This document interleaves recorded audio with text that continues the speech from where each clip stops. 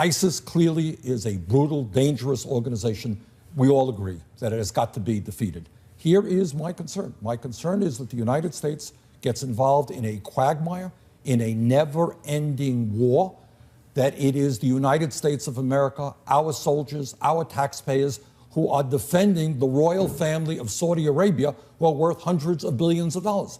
Now, if this is such a crisis to the region, why are the Saudis have a big Air Force, you know? They got a lot of F-16s. Why aren't they involved? Why isn't Kuwait? You remember Kuwait? We kind of forget Kuwait. We went to war to put the Kuwaiti government back. Where are they? Where are the billionaires in Qatar? So we need, if these guys in the region think that ISIS is such a great threat, they got to put some skin in the game. I don't see that at this point. I don't see the Saudi Arabian Air Force, which, for example, which has a lot of U.S.-made F-15s and F-16s. I don't see them launching any airstrikes against ISIS. But they're very happy to have us do their work. So I think they have got to get their hands a little bit dirty in this conflict. You voted against going to war in 2003 against Saddam Hussein, and you say that's the biggest foreign policy disaster in U.S. history. Some people might say the Vietnam War was a big foreign policy disaster as well. That was another one. But clearly, what my point was, you can't criticize the president for trying to think this one through.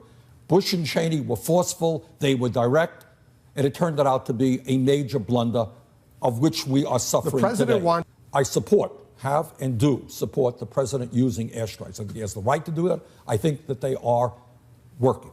I support that. But I am very, very nervous about two things. Ground troops getting caught, our young people getting caught up in war. I'm chairman of the Veterans Committee. I have seen what the war in Iraq has done to hundreds of thousands of young people, and I worry about that. And second of all, I don't know why the taxpayers of Vermont have got to defend the royal family of Saudi Arabia, which is worth hundreds of billions of dollars. Yeah, they're trying to put together a coalition, but they're looking to the United States. And a lot of people like you are saying, why does the United States always need to do the work? And not to mention, you know, I'm sure you have reported, the UK is concerned about terrorism there. You know, they have a good royal... But you agree ISIS poses a threat they are a to the United States. Are you worried about ISIS terrorists coming here to the United States? I'm worried about everything. They are a threat to Europe, to the United States, to the region. They've got to be stopped. But it cannot be just the United States alone. Well, Candy, I think the main point to be made is, of course, ISIS is a brutal, awful, dangerous army, and they have got to be defeated. But, Candy, this is not just an American problem. This is an international crisis. This is a regional crisis. And I think the people of America are getting sick and tired of the world and the region, Saudi Arabia and the other countries, saying, hey, we don't have to do anything about it.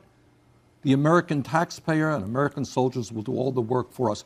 Most people don't know is that Saudi Arabia is the fourth largest defense spender in the world, more than the UK, more than France. They have an army which is probably 7 times larger than ISIS. They have a major air force.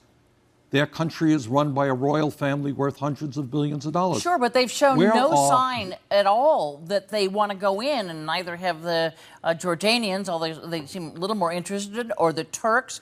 And so I'm just wondering, since everyone agrees there needs to be ground forces of some sort that are effective, whether if those Arab nations don't step forward as you want them to do and come in on the ground, does the U.S. then pull out its airstrikes? I mean, how do you handle that? Well, here's the question that we have got to ask is, why are the nations in the region not more actively involved? Why don't they see this as a crisis situation? Here's the danger, Candy.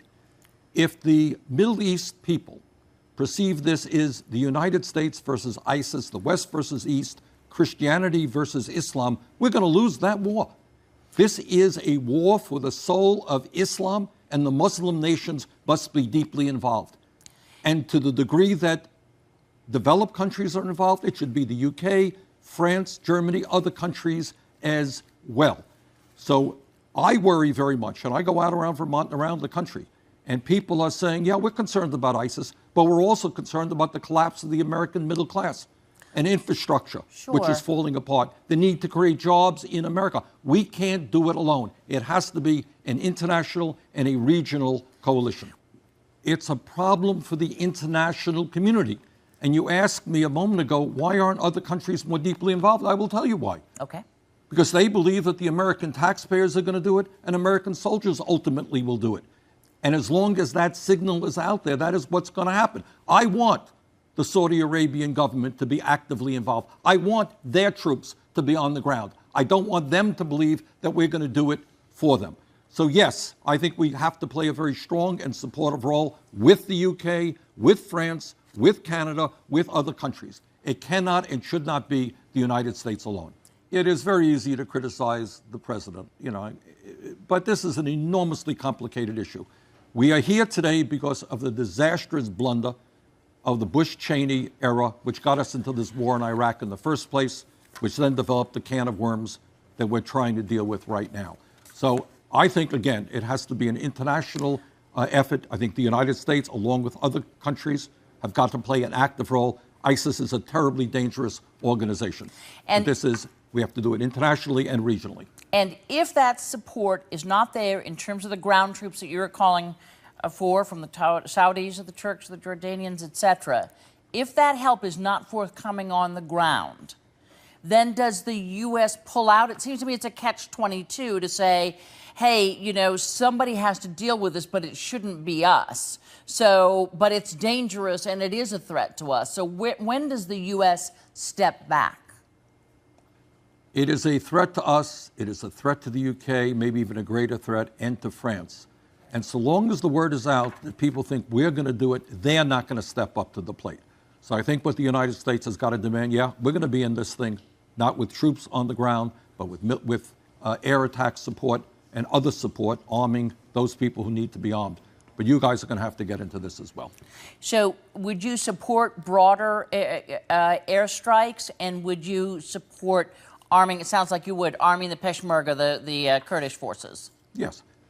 I think we should arm, and even that's a difficult issue, to make sure that the people that we arm today don't turn against us tomorrow.